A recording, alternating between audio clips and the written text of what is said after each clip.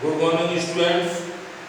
Today I will teach you about the cytoplasm. मैं जो है कोशिका तंत्र के बारे में बताने जा रहा हूँ। तो कल मैंने जो है तुम्हें जो है इसके बारे में बताया था। कल मैंने सेल मेम्ब्रेन, जिसे हम प्लाज्मा मेम्ब्रेन भी कह रहे हैं, उसके बारे में बताया था। तो प्लाज्मा मेम्ब्रेन से बना हुआ जो भाग होता है, यानी ये बाहर की जो झिल्ली है, ये जो है कोशिका झिल्ली, जिसे हम प्लाज्मा मेम्ब्रेन कहा था, वो है। तो कल मैंने सेल मेम्ब्रेन यानी प्लाज्मा मेम्ब्रेन के बारे में बताया था। आज मैं जो है वो साइटोप्लाज्म यानी कोशिका तंत्र के बारे में बताने जा रहा हूँ। तो इसको मतलब देखना थोड़ा कि मतलब कोशिका द्रव्य होता क्या है, कोशिका द्रव्य कहाँ होता है, कोशिका द्रव्य किससे घिरा हुआ रहता है। कोशिका के अंदर अगर कोशिका द्रव्य है तो कोशिका सजीव कहलाएगी, अन्यथा वो कैसी कहलाएगी, निर्जीव कहलाएगी। तभी तो जीवन है। The fundamental unit of life that is called the cell, यानी हमारे शरीर की आधारभूत इकाई जो है वो क्या कहलाती है, कोशिका कहलाती है। और कोशिका के अंदर भी अगर कोशिका द्रव्य भरा हुआ है यानी साइटोप्लाज्म भरा हुआ है तो वो कोशिका हमारे शरीर में विभिन्न पोजीशन में होगी। और अगर cytoplasm, if the cytoplasm is not present in the cell will be die, वो मृत होगी, सेल खत्म हो जाएगी। यानी शरीर में वो कोशिकाएं जो है टूट फूट करके पसीने के द्वारा, मूत्र के, यूरिन के द्वारा, बल के द्वारा शरीर से बाहर निकल जाती हैं। तो पहले मैं साइटोप्लाज्म के बारे में बता रहा हूँ। जैसे मान लीजिए कोशिका झिल्ली है यानी कि प्लाज्मा मेम्ब्रेन है। प्लाज्मा मेम्ब्रेन जो होती है उसके अंदर जो बना हुआ भाग होता है, बीच में क्या है, केंद्र के बारे में कल बता दिया था। अब ये जो कोशिका झिल्ली से घिरा हुआ तरल भाग क्या कहलाता है, कोशिका द्रव्य कहलाता है। अगर हम मतलब इसको देखें जैसे पील सेल यानी कि प्याज की झिल्ली की हम कोशिकाएं अगर लें तो क्या होगा, तो वो दिखाई देगी। इसके साथ साथ हम ह्यूमन चीज यानी आदमी के गाल के अंदर की कोशिकाओं को अगर माइक्रोस्कोप में देखें तो मतलब वो कोशिकाएं हमें दिखाई देंगी। यानी किसकी, ह्यूमन चीज, मानव के गाल की कोशिकाएं। ये बाहर से गाल नहीं, अंदर से जो लेयर होती है जहां पर कि म्यूकस सीक्रेशन होता है, वहां की अगर सेल लें तो हमें वो कोशिका दिखाई देगी। अब एक विशिष्ट बात जो कल मैं बता रहा था, मतलब ये देखना, इसको अगर माइक्रोस्कोप में हम देखना चाहते हैं तो उस माइक्रोस्कोप में वो सेल कलर्ड अगर होगी तो उसके सारे के सारे पार्ट्स बिल्कुल क्लियर दिखाई और कलरफुल पार्ट दिखाई देंगे। तो ये क्वेश्चन भी पूछ लेते हैं कि कोशिकाओं को रंगने वाले पदार्थों के नाम बताओ। ये रासायनिक पदार्थ होते हैं। इन विच कलर का सेल इज कलर्ड, किस रंग से कोशिकाएं रंगी जाती हैं। तो एक मैंने नाम बताया था आयोडीन का, दूसरा बताया था सेफ्रानिन का और सेफ्रानिन ब्लू, और तीसरा बताया था मिथाइलिन। इसके द्वारा हम कोशिका को रंग देंगे तो वो हमें साफ दिखाई देगी। अब मैं टॉपिक पे आ रहा हूं, साइटोप्लाज्म। साइटोप्लाज्म क्या है, हमने वो आदमी के गाल का उदाहरण दे करके तुम वहां लिख सकते हो, वी कैन सी लिखा है ना, तो मतलब लिख देना द सेल ऑफ ह्यूमन चीज, किसकी, आदमी के गाल की कोशिकाओं में। We can see a large region, एक बड़ा क्षेत्र, ऑफ ईच सेल यानी प्रत्येक कोशिका में, enclosed by the cell membrane, यानी कोशिका के अंदर एक बड़ा भाग जो है वो परिबद्ध रहता है, किससे, कोशिका झिल्ली अर्थात सेल मेम्ब्रेन से बंधा हुआ रहता है। और this region is called cytoplasm. Cytoplasm, इसी क्षेत्र को हम क्या कहेंगे, साइटोप्लाज्म या कोशिका द्रव्य कहते हैं। This region is called cytoplasm. This is the fluid contained inside the plasma membrane. अब ये देखो जरा, this is the fluid contained inside the plasma membrane. Plasma membrane कौन सी है? Outer layer of the cell is called plasma membrane. तो plasma membrane के अंदर एक fluid क्या भरा रहता है?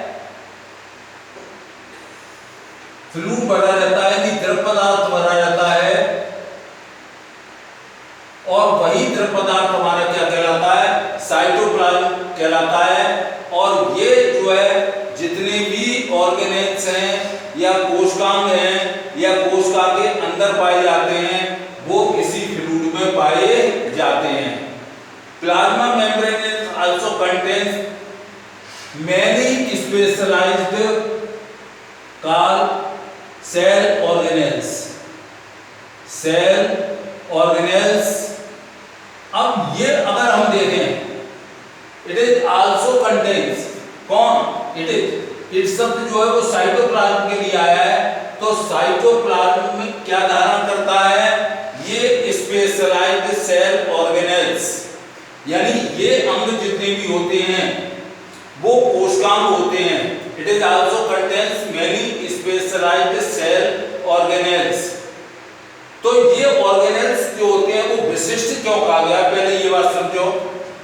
स्पेशलाइज्ड सेल ऑर्गेनेल्स, कोशिका के अंदर कोशिका द्रव में पाए जाने वाले जितने भी अंग होते हैं वो कोशिकांग या ऑर्गेनेल्स कहलाते हैं, और ये विशिष्ट कोशिकांग होते हैं।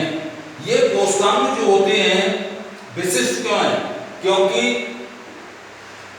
हर अंग का यानी हर ऑर्गेनेल्स का, हर कोशिकांग का कार्य कोशिका के अंदर अलग अलग होता है। एक ही कोशिका के अंदर सारे अंग एक काम नहीं करते बल्कि अलग अलग करते हैं। जैसे कल बात हो रही थी सेल डिवीजन यानी कोशिका विभाजन, तो वहां ये सेंट्रियोल यानी तारक का काम करेगा, Golgi apparatus, vacuoles, mitochondria, lysosome और ये एंडोप्लाज्मिक रेटिकुलम यानी अंतःप्रस्रवी जालिका, ये सारे मैंने कोशिकांग बताए हैं। कोशिका के अंदर कोशिका द्रव्य में पाए जाने वाले अंगों को कोशिकांग या ऑर्गेनेल्स कहते हैं। तो ये सब विशिष्ट होते हैं क्योंकि कोशिका के अंदर ये हर अंग जो है अलग अलग तरह का कार्य करता है। अब देखो, each of these organelles performs a specific function, तो इनका कार्य जो होता है वो अलग अलग होता है। किसके लिए? कोशिका के लिए। मैंने अभी बताया था हर अंग, जो अंग जितने भी पड़े हुए हैं ये, इन सभी का कार्य जो होता है वो स्पेसिफिक होता है यानी विशिष्ट होता है। These organelles are enclosed by membrane, और ये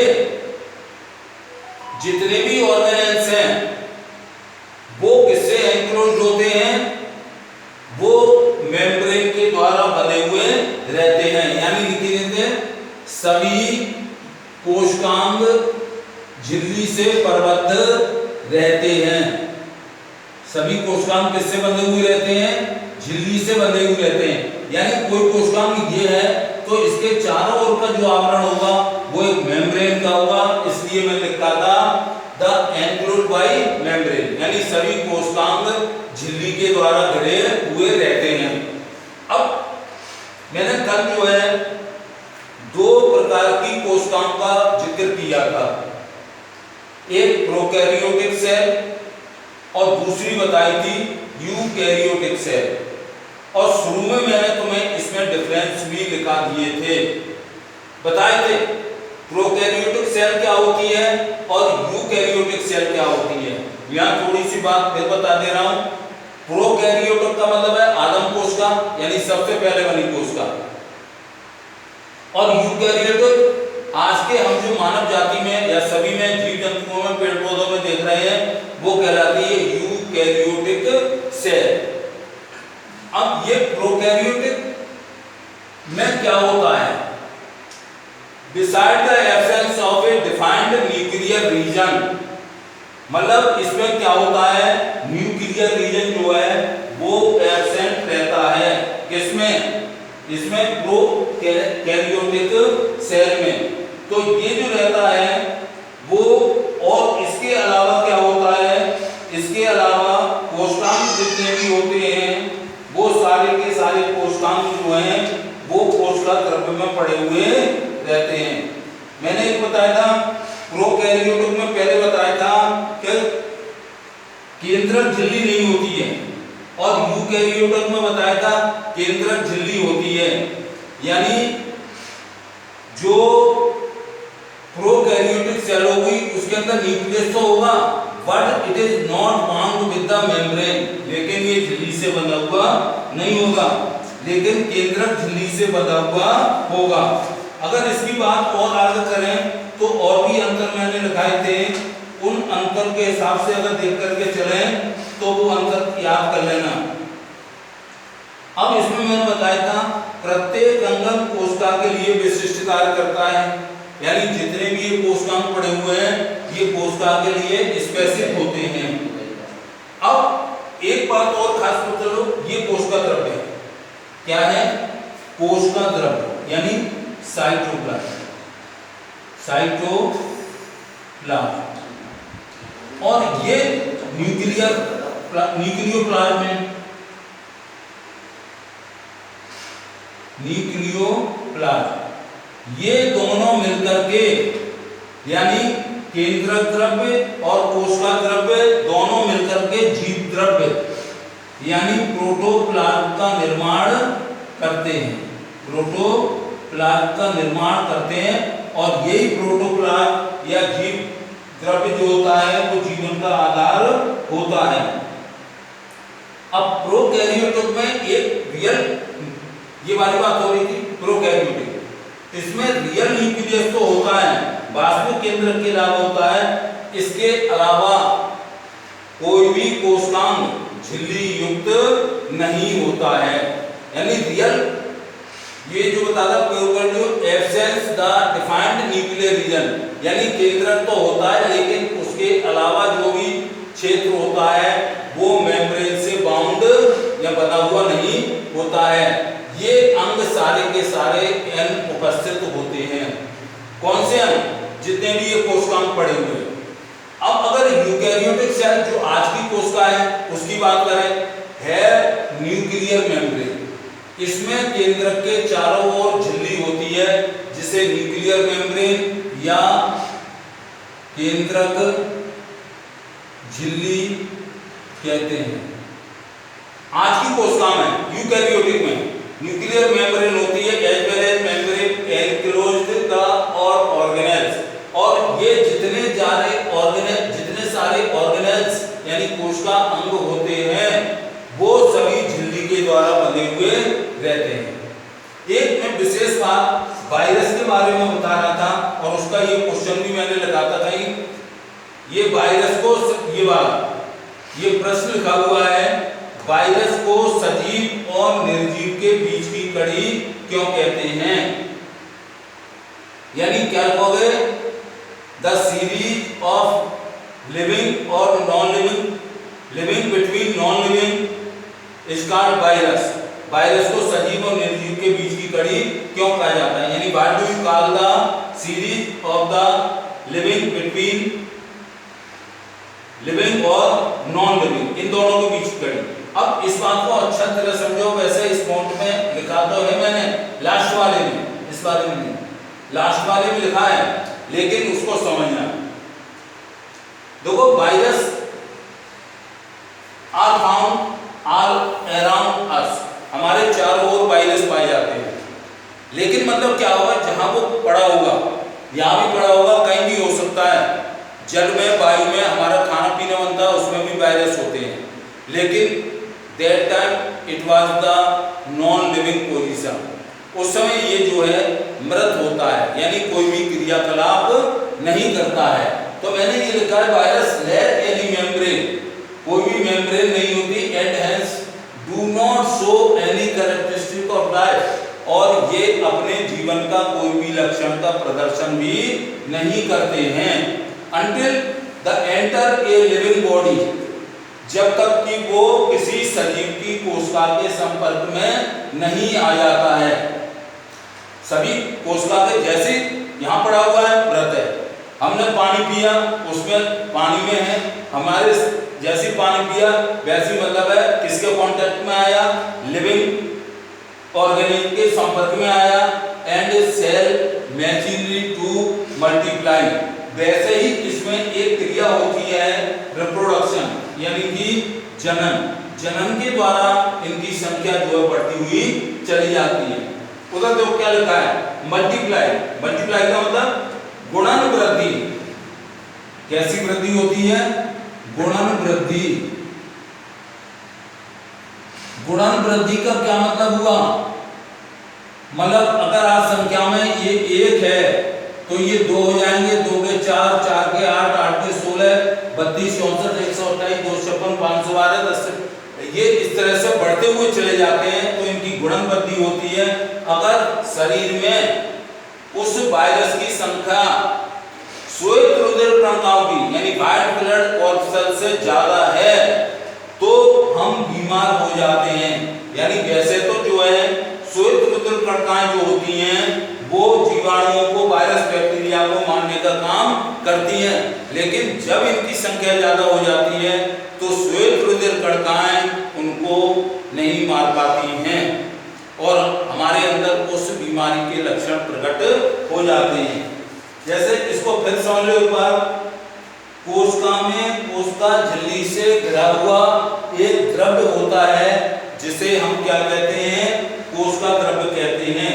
इसी को ये कैसा होता है, तरल पदार्थ होता है और इसमें बहुत से विशिष्ट कोशिका के अंग होते हैं। विशिष्ट क्या होता है, हर अंग का कार्य अलग अलग होता है और विशिष्ट होता है, जिन्हें ही हम ऑर्गेनेल्स या कोशिकांग कहते हैं। प्रत्येक अंग कोशिका के लिए विशिष्ट कार्य करता है। ये जितने भी अंग बताए थे, जैसे विशिष्ट कार्य करेगा प्रत्येक अंग। प्रत्येक अंग का मतलब प्रत्येक कोशिकांग, यानी प्रत्येक ईच ऑर्गेनेल्स वर्क्स एक स्पेसिफिक विशिष्ट कार्य क्या हुआ, जैसे हमने तुमसे कहा था कि माइटोकॉन्ड्रिया को कोशिका का शक्ति गृह क्यों कहते हैं। वैसे तो इसके बाद मैं सारे के सारे बताऊंगा, तो ये विशिष्ट कार्य है। माइटोकॉन्ड्रिया को कोशिका का शक्ति गृह क्यों कहते हैं, ये इसका विशिष्ट कार्य है। माइटोकॉन्ड्रिया ही करेगी, यानी हमारे शरीर में जो ऊर्जा उत्पन्न होती है वो उत्पन्न ऊर्जा में इस माइटोकॉन्ड्रिया का कार्य है। जैसे लाइसोसोम को आत्मघाती थैली क्यों कहते हैं, तो मतलब इसका ये कार्य है कि लाइसोसोम को हम कौन सी थैली कहते हैं, सुसाइडल बैग, तो उसको मतलब क्यों कहते हैं, ये भी उसका विशिष्ट कार्य है। या एंडोप्लाज्मिक रेटिकुलम यानी अंतःप्रद्रवी जालिका, हालांकि ये अंतःप्रद्रवी जालिका 2 होती हैं, एक चिकनी भित्ति वाली और एक दानेदार भित्ति वाली, और दानेदार भित्ति वाली जो होती हैं वो राइबोसोम कहलाती है। अब इसके बाद देखो कोशिका अंगक जो होते हैं जितने भी, all organelles of a cell are bounded with a membrane, यानी कोशिका अंगक झिल्ली युक्त होते हैं। मैंने प्रोकैरियोटिक कोशिकाओं में बताया था वास्तविक जो रियल न्यूक्लियर रीजन होता है उसके अलावा झिल्ली युक्त अंगक नहीं होते हैं। कौन से में, प्रोकैरियोटिक में, मतलब झिल्ली युक्त अंगक नहीं होते हैं, उसके चारों झिल्ली नहीं होती है। और जबकि यूकैरियोटिक कोशिकाओं की बात करें तो उसमें केंद्रक झिल्ली तथा झिल्ली युक्त अंगक होते हैं। यूकैरियोटिक में ये केंद्रक भी मेम्ब्रेन से बाउंड है, घिरा हुआ है, और जितने भी कोशिकांग यानी ऑर्गेनेल्स बनाए हैं वो भी झिल्ली से बने हुए होते हैं। वायरस में किसी भी प्रकार की झिल्ली नहीं होती है। वायरस का एग्जाम्पल दिया था, इसमें किसी प्रकार की झिल्ली नहीं होती है। और इसका लास्ट पॉइंट लिखाया था मैंने कि ये जब निर्जीव नॉन लिविंग कंडीशन यानी निर्जीव अवस्था में होते हैं तो इसमें जीवन का कोई भी लक्षण नहीं दिखाई देता है। Until they enter a living body, जब तक कि वो ये सजीव के शरीर में प्रवेश नहीं कर पाते हैं तो इसका मैचिंग उपयोग होता है। मैचिंग का मतलब रिप्रोडक्शन होता है, यानी जनन की क्रिया होती है जिससे उनके अंदर गुणन वृद्धि होती है। Thank you.